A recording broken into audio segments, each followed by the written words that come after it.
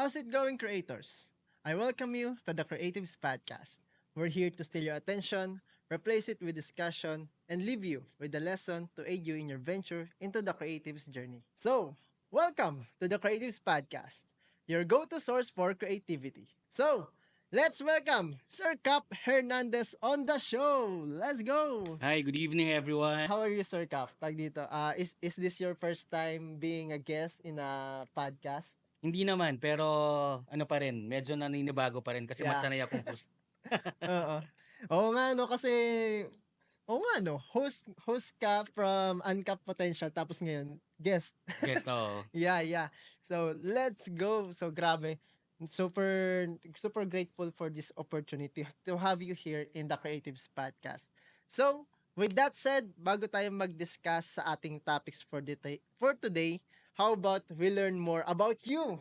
Okay. So, let's go. So, we have this fun game called Red Cap and Blue Cap. Ooh. Yes, sir. So, nandirito. So,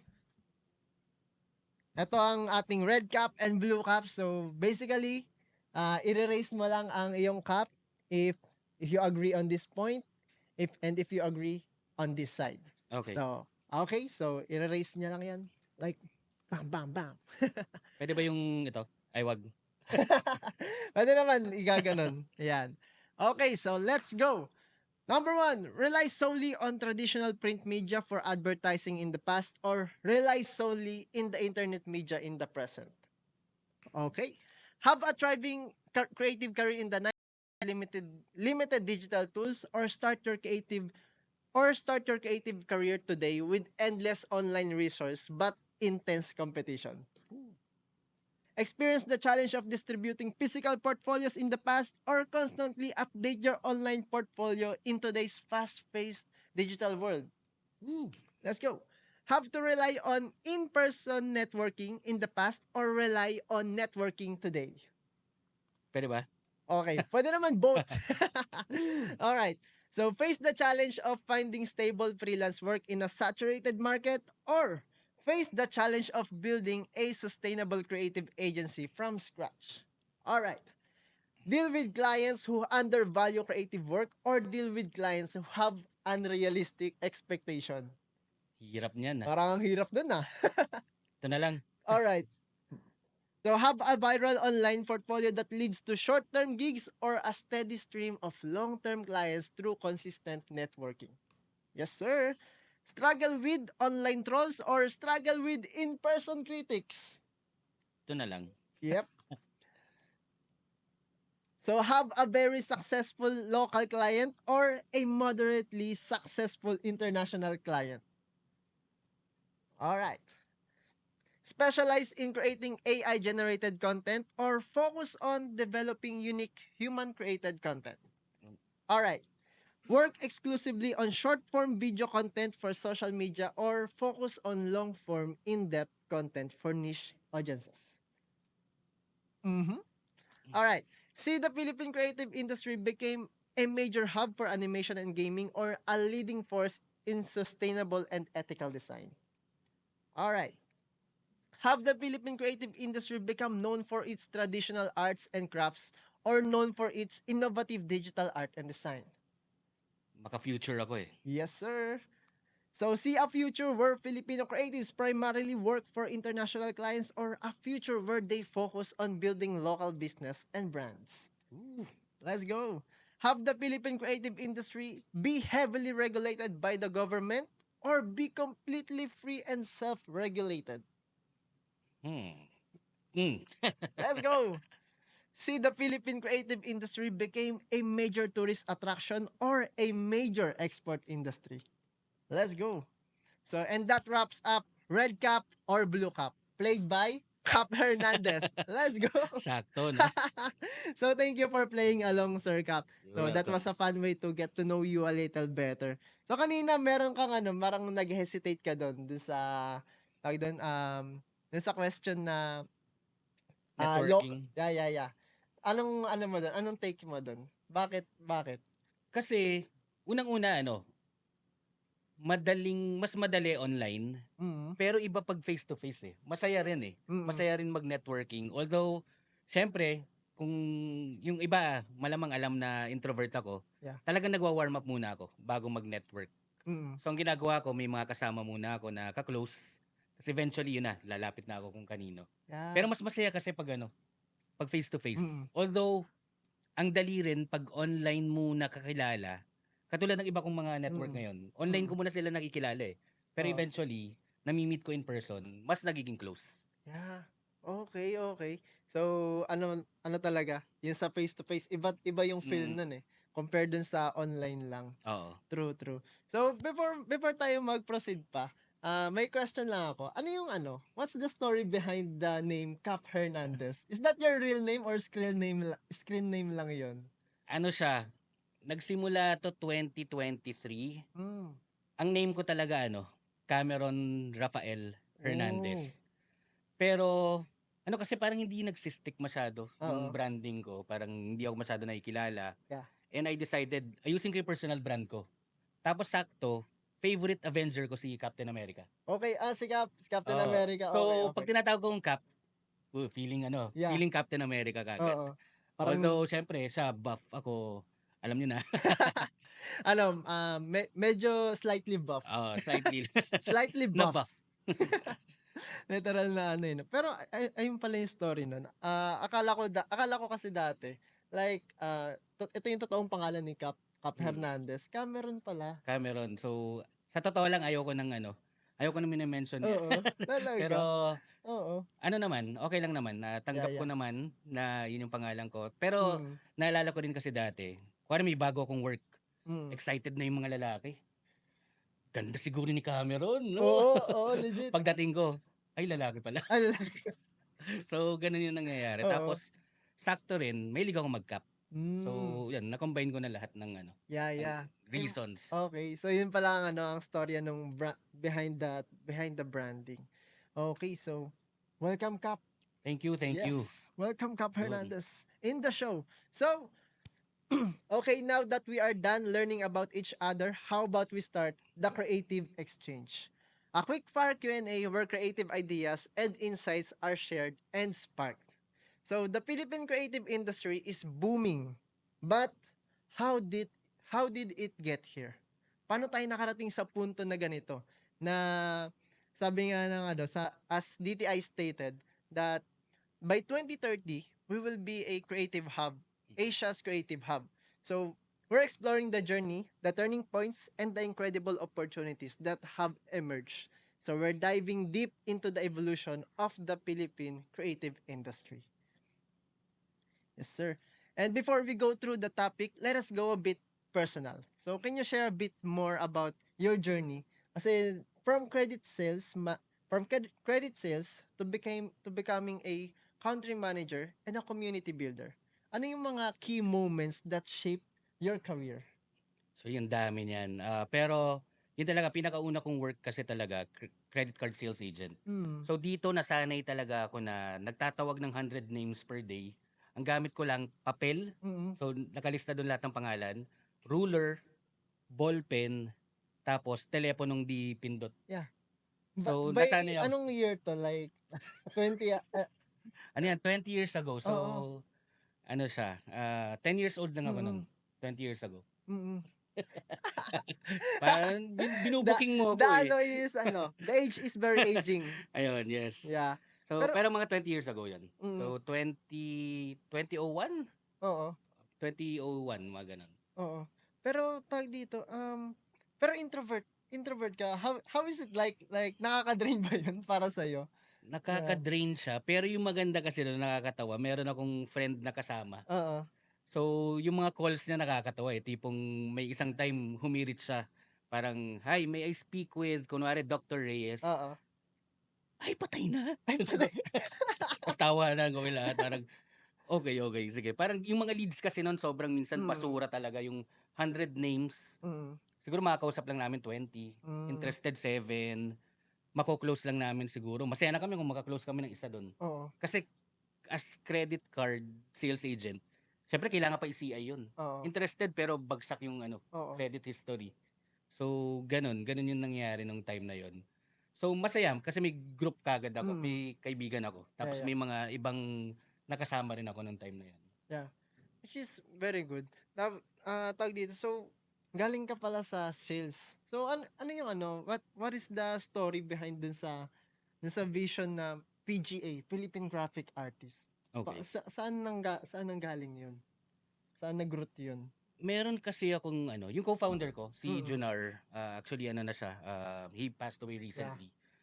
Nung meron kaming project before. Nakilala ko siya kasi may client siya, tapos yung client niya, parang ako yung naging nag-handle ng projects. Oo. Pero sobrang naawa ko na ang daming ginagawa nitong ni Junar. Tapos ang binabayad lang sobrang liit. Mm. So naisip ko eventually, parang sabi ko, June, gawa kaya tayo ng community. So that was 2012. Mm. Gawa kaya tayo ng community para kahit papaano ma-inspire natin yung mga graphic designers, matulungan, maturuan.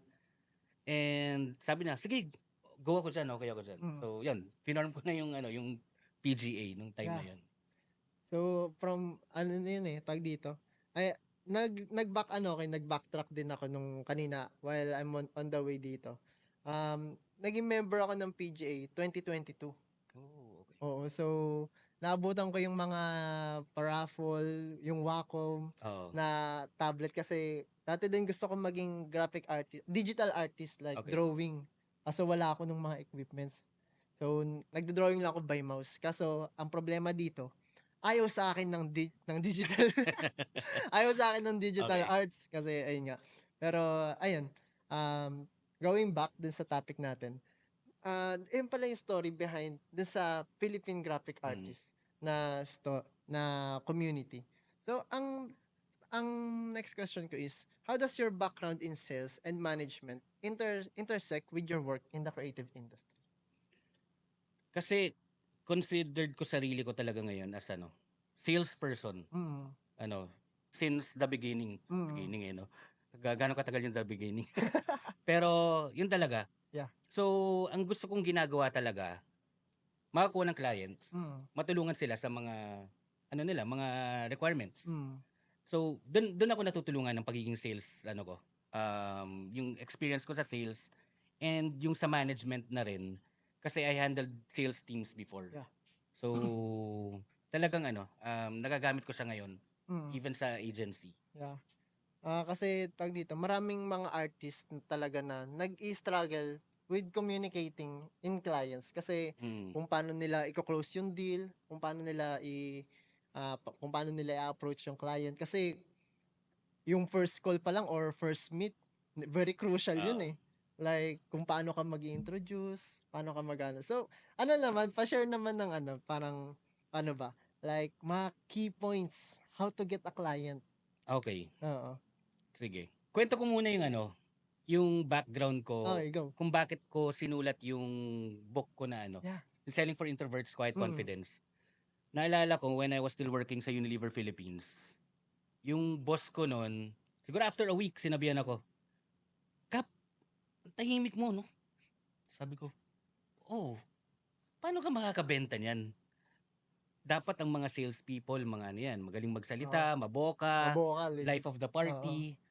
So parang nung time na yon, from then until now, na-realize ko ano ba yung mga dapat gawin. That's why I started writing the book noong 2017. Kasi alam ko yung pinagdadaanan, lalo na ng mga introverts. Mga creatives, usually naman mga introverts, totoo. diba? So unang-una talaga is, of course, dapat ma-build yung personal branding. Sobrang importante. Doon ka magsa-stand out eh. So, for example, sa PGA na lang or sa Philippine Graphic Artists, may mga nagsa-stand out sa akin doon. Kasi naka-niche down sila or na-build nila yung personal brand. For example, okay lang ba mag-mention ng names? Go lang. Pwede naman. Well, si Kit Lim, magaling na logo designer. Tapos puro black yung yung pinopost niya. Tapos ang pinaka-niche niya kasi mga sports apparels or sports brands. Okay. So talagang nagsistick siya. Tapos meron pa isa si Ann Beltran, o kahit nasa UK siya, nakilala ko siya kasi nagpo-post siya palagi ng motion design niya. So, Oo. talagang ano, pag na-build mo yung sarili mo, napakilala mo sarili mo, medyo madali na eh. Madali ka na makakabenta. Mm. So, yun yung una. Pangalawa is, when you meet your clients, dapat talaga, alamin mo kung ano yung requirements. That's why you need to do a discovery call. Mm. Hindi ikaw Yeah. ito yung lagi ko Discovery call. sinasabi na dapat hindi ikaw yung interview ng client mo. Oo. Dapat ikaw yung mag-i-interview. Kasi pag ikaw yung interview, patay ka, parang job interview yan. Naging job interview, no? From getting a client, naging job interview. Oo. Oo. So, by knowing kung ano yung pinaka-requirements niya, dun ka nagagawa ng pinaka-solution mo. Ano ba yung best solution for this particular client? Yeah. Yeah. So, I guess yun yung 3 points. Mm. Personal branding. Second is discovery call. Third is yung provide the best solutions. Yeah. Ganda nun. Kasi ang tag dito, meron akong nabasa lately. Nakalimutan ko kung sino ang nagsabi nito. Being an artist right na, hindi na pwede daw yung pagiging tahimik as an artist. You need to be loud sa social media. You need to magpakilala ka. Sino ka? I-showcase mo yung work mo Mm. online and all. Kasi, ayun din yung dati kong dati kong mindset na ayoko magpakilala. Ayoko magpakita sa screen, mahiyain akong tao. Di halata. Hindi ba halata? Di halata. Oo. Mahiyain ako, sa totoo lang. Pero ayun, tawag dun, ayun nga, sabi nga dun sa nabasa ko, hindi na pwede daw ngayon yung magiging tahimik as an artist. Though, pwede naman, but let your creativity speaks, let your output Tama. speaks. Oo. So, yeah. So, tawag dito, how many years na, Kap, na nandito ka sa industry na ito? Okay. Nung sinimulan ko yung community, 2012. So, 13 years? Pagka 13 years. Yeah. Pagka 13 years ngayong October. So, kasi nga nung una kong finorm yung PGA, wala talaga ako sa industry, more on, nagwe-web design ako, marunong ako. UX, Pero UI. yung co-founder ko talaga yung yung siya talaga yung graphic designer, siya yung logo designer. Oh. Na talagang sinasabi ko nga sa kanya, ikaw yung most trusted designer ko. Kasi yung mga logo ko na visualize before, siya yung nakakapag Talaga? yung output na gusto ko, siya yung nakakagawa. Mm. So, 12 years as community builder ng sa creative industry. Pero talagang sa sales ako eh. Pero nung pandemic, doon ako mas nag-freelance talaga ako ng graphic designer, social media marketer, Yeah. and sales manager nga rin ng realtors sa US. Yeah. So doon ako talaga, mas na-expose. Nung 2022? Tama ba?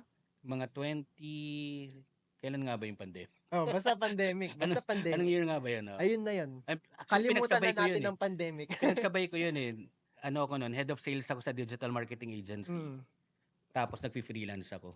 Eventually, sabi ko, mas malaki na kinikita ko dito Lahat. Resign na ako dito sa Tapos wala pang sakit ng ulo kasi sobrang sakit. Lagi kaming medyo hindi kami nagkakasundo. Ang dami naming nung boss ko dati.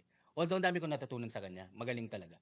Pero eventually I decided na kailangan kong mag-move forward na or mag-move on. I need to move on na dito sa dito sa current. So, tag dito, how do you manage your time? Kasi sabi mo nga pinagsabay mo. How do you manage? Grabe nun, ang hirap nun. Oo. Nung yung schedule ko dati nun, 9 a.m. to 6 p.m.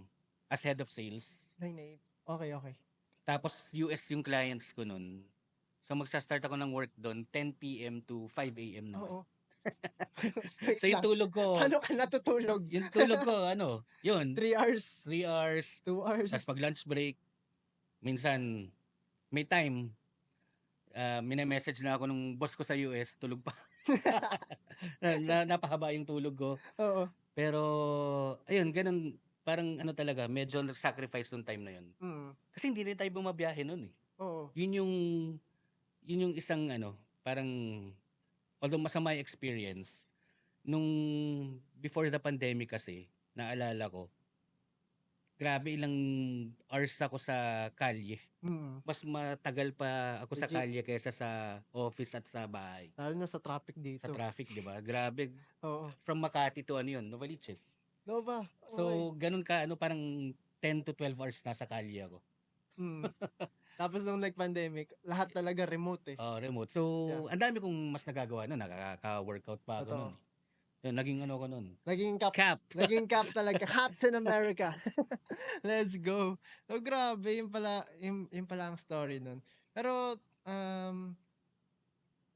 ang question ko lang dito is, like, what were the biggest challenges creative space in the past that are less prevalent today? Kasi knowing yung experience mo na that grabe yung experience na yung time talaga yung magi-speak doon eh. So, ano yung biggest challenges noon na hindi na siya very challenging ngayon? Siguro start natin dun sa compare ko lang yung 2012 or 2011 o sige 2012 and before that and ngayon. Kasi nga kaya namin stinart yung community para ma-educate yung graphic designers. Yeah. So nung time na yun, yung nga parang nababarat ng client. Oo. Although ngayon ganun pa rin naman eh. Meron pa rin yan. Pero ang iba ngayon, mas knowledgeable na. Yung information nandun eh. Parang, ay, nababarat ka dyan. May pwede ka na pagtanungan eh. Sa community, magtatanong ka, okay lang ba logo design 500 pesos? Ganun. So, may mga sasagot na dyan. So, mas na ngayon, yung information mas readily available. So, yun yung sa tingin kong pinaka-evolution. Dati talagang, para malaman mo yun, siguro Seminar, workshop, lahat. tatanong ka sa kakilala mong senior. Oo. So, ngayon mas madali na. Yeah. Like, isang post lang na, how much kaya yung ganitong logo? For sa tindahan lang sa amin. No? Tapos, marami nang sasagot ka agad eh. Like, tag dito. Sa akin din, isa ako dun sa product nga nung sa community na yun. I was a member of PGA first before ako mapunta sa Filipino graphic designer. And malaki yung na-boost sa akin doon na knowledge na Good to know. Ganito pala yung experience, ganito pala yung mag-pricing. Hindi lang pala yung 500 pesos poster, logo, etc. Lahat na for 500 pesos, papayag ka ba nun? Tapos may mga nababasa ako ng mga story and all. So grabe, super important talaga na as an artist, magkaroon ka ng community. Kasi you will have the magiging surrounded ka by the people na ka-level mo, mga starting, and yung mga considered as pro. Kasi, at isa dun sa mga nakausap ko dun sa PJA is si Sir Mark Eugenio. Shout out sa iyo, Sir Mark. Which is, Sir. tag dito, siya yung mga key person dun sa pricing namin ng mga multimedia production dati. Yeah, so, Sir Mark, boy pa rin ang Mangha Multimedia Production ngayon. So, salamat sa mga payos and advices. But above all, salamat Sir Cap kasi kayo ang bumuo nun eh. without you, walang PGA, walang mga community, walang mga tulad ko na nagbe-benefit from that community.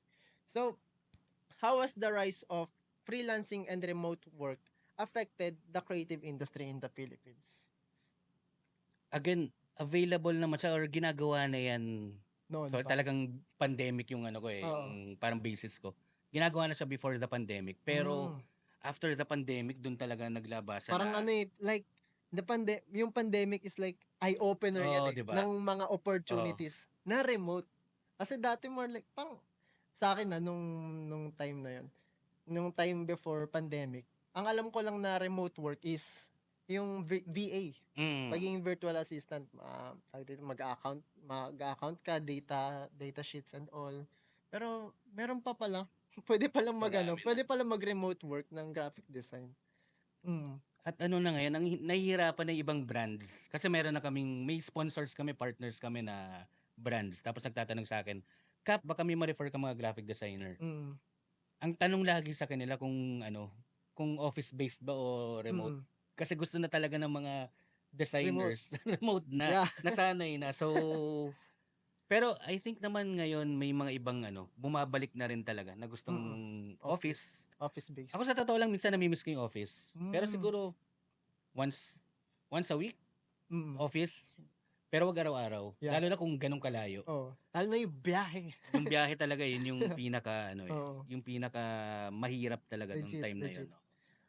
Tawag dito, share ko lang yung experience ko dun sa remote and dun sa office base. Kasi nung last year is nag-intern ako sa Dark League Studios. Shout out Dark League Studios. Napaka-solid na experience ko diyan. Tawag dito, ang experience ko is before yung office base na internship ko, puro remote lang ako. Hmm. Yan, graphic design dito, freelance, sa bahay lang. At your very comfort zone. Tapos, tapos magbi-video, videographer, syempre pupunta sa site, ganyan. Isang araw lang, ganyan. Pero nung napunta na ako dun sa office base, ang struggle ko dun is biyahe talaga. Biyahe talaga. I love working in the office. Mm. Kaso minsan medyo sabaw ako dun. May natawag nga ako dun, babae siya. Tapos tinawag ko na sir.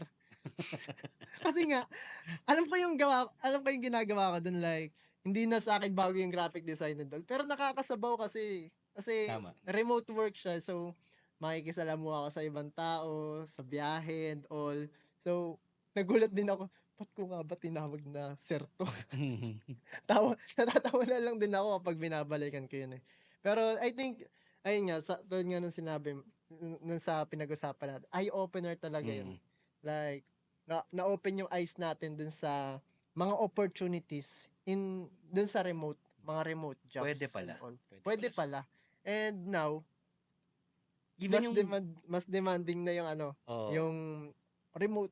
Mas remote gusto na na. talaga yung remote. Oo. And even nung naalala ko nung time before that, nung mga 2017, imagine yung meetings namin from Makati, pupunta kaming QC, pupunta kaming South, pupunta kaming Mandaluyong. 'Di ba? So, ganun Oo. parang nauubos yung oras namin sa biyahe Sa rin. biyahe, oo. Pero nung na-realize namin, pwede palang online meeting. Oo. Pwede palang ngayon, online meeting Oo. na lang. Pero although masaya pa rin yung mag face to face, Yeah. 'di ba? Parang ngayon, Oo. 'di ba? Parang mas masaya pa rin na face to face kaysa Mm. yung mag-uusap lang tayo online. Mm. So, Oh, grabe yun. Parang inano niyo yung north south, parang magkabilang mundo ganun, yun na oo. tina-travel nyo pa for business meeting, for proposal. Oo. Ngayon pwede nang yung magpi-pitch ka ng design mo online na lang. Online na lang. Yeah. Pwede ka messenger na lang eh. Messenger Ito yung na lang. offer ko. Oh, lalo na kung tropa mo yung client Oo. mo. Ganito lang yun pre, yung design. Okay Oo. na yun. Oh, 10,000 10 kyaw. 10 kyaw. Oo. Okay. So, move forward na tayo. So Cap, reflecting on your career, what's the most striking shift you personally witnessed in the way Filipino creatives approach their works or market themselves? Naalala ko yung conversation ko with Sir Joey ng Team Manila. Conversation namin the previous Yeah, recent lang yun. Kano ba 2 weeks ago ba yun? So kinakwento niya doon na talagang dati may business card siya, nagtatawag or parang talagang pumupunta sa mga offices. Networking talaga. So ganun sila nakakahanap ng negosyo. Pero ngayon, dali na nga eh. Online Social na lang. media na lang talaga eh. Kaya na eh. Pwede na. As in, mabuild mo lang talaga yung brand mo. Marami na mag-i-inquire sa'yo. And kahit ikaw yung ikaw yung mag-reach out siguro doon sa potential client, kung medyo kilala ka na, mas mas may tiwala na eh. Yeah. So yung importante kasi maano mo yung brand mo na pagkakatiwalaan ka na ng mga tao. Yeah. Kahit hindi mo pa kilala. Grabe. Kasi kung compare dati sa talagang maglalakad ka talaga. I mean, personal mong pupuntahan yung tao na to or lugar na to para lang makuha yung client na to. Ngayon talaga with the touch of your phone. Yun na eh. Oo. Yun na talaga. So, ang investment na lang ngayon for the artist is skills, internet, phone or gadgets nila, workstation nila. And pwede na silang magkaroon doon ng profit. Oo. Tsaka oras din talaga to look for prospects or leads. Yeah. Yun talaga rin. Yung importante. Talaga, legit. Kasi lately, like, sineryoso ko kasi talaga yung freelancing ko nung mga nakaraan. So, nakaspam yung yung naka-top priority yung Independent Creative Agency of the Philippines. Okay. ICAP, yan. So, member din ako ng ICAP. So, nag-ano ako dyan, tag doon? Popost ka? Hindi po, naghahanap ng clients dyan. Okay. Kasi may minsan dyan magpo-post, looking for videographer here in ganyan. Looking for graphic designer. Send ka agad. Send it. Send the portfolio. Ito yung design brief. Ganyan. So, ganun na yung kalakaran talaga ngayon. So, grabe. Thank you sa internet. Thank you sa mga social media. Kasi, dumali yung buhay natin eh. Hindi na natin kailangan nung asim pupunta talaga.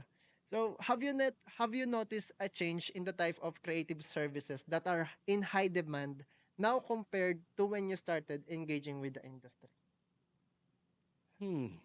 Mga high demands. Kasi ngayon, ito, medyo nag-trending tong post na to eh. Yung parang yung iba kasi ngayon, hinahanap kuwari isang company, hinahanap niya buong, parang isang graphic designer. Marketing team ang hanap. Pero marketing team yung hanap. So, yun yung isang nagbago ngayon talaga na kailangan din natin talagang educate yung mga companies na hindi ganun. Trabaho na yan ng 2-3 tao. Recently nga may nagtanong sa akin, Kap, baka may alam kang graphic designer. 45K. Oh, pwede yun sabi ko. Parang nasa isip ko pwede. Nakita ko yung job description, grabe. Parang pinaghalong sales, marketing, tsaka graphic designer. So sabi ko, baka siya pa yung magpe-present or baka mukhang siya pa eh. Actually hindi naman, more on parang lilinisin niya yung leads. Mag-handle siya ng CRM.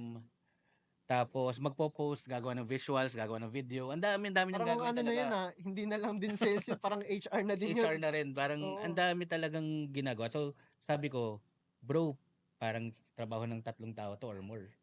Department. So, mahirapan tayo maghanap ng graphic designer na alam lahat yan. So, hindi na ako binalikan. Shout out sa'yo. Sino ka man. Sino ka man. Pero no name dropping, pero kilala mo ang sarili mo. Sana hindi niya mapanood. Sana hindi niya mapanood. Yeah, pero I think it's still an issue talaga ngayon Pwede siguro kung ganun, pero competitive yung salary. Hindi yung overloaded ka na sa task. Tapos ang baba pa ng mo. Parang pa yun? Hybrid. So pupunta pa sa sa client nila. Sa client pala nila yun. So hybrid So medyo nasa isip ko nun kahit i-offer nito sa akin siguro 500,000 gagawin ko to. Parang hindi ko gagawin. Ang hirap nun. Ang hirap nun. Parang sobra. Lalo na pag hindi sa mga corporate job or sa mga, lahat naman siguro yung meron siyang peak season. Paano kapag dumating yung December or November? Grabe yun. Kawawa yun. Buti sana kung may plano na i-build talaga yung team. I-grow yung team. Na, kuwari next month or third month, may tutulong na sa'yo. Siguro pwede pa yun. Pwede pa yun. From him or her. Yeah. Pero senior na yun. Senior talaga na Senior position na yun. Hindi pwede din yung Grabe. So, next question is, what opportunities do you see for Filipino creatives to thrive in the current landscape? And in the term, the current landscape, which is social media na talaga. Online na lahat. Baga digital world, digitalized na lahat ng transactions and all. So, tingin mo, Kap?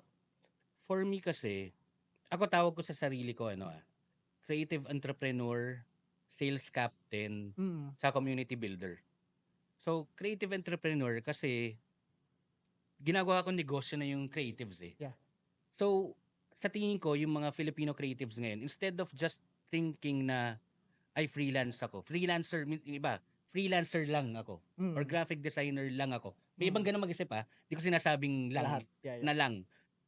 Pero siguro, if yung mindset mo mag-shift ka na creative entrepreneur ka, negosyante ka, mas parang mas marami kang magagawang projects, businesses, Na kunwari, ikaw, for example, sabi mo nga hindi ka magaling mag-ano, Mm. or hindi ka pinalad Sa digital sa arts. digital Yeah. arts.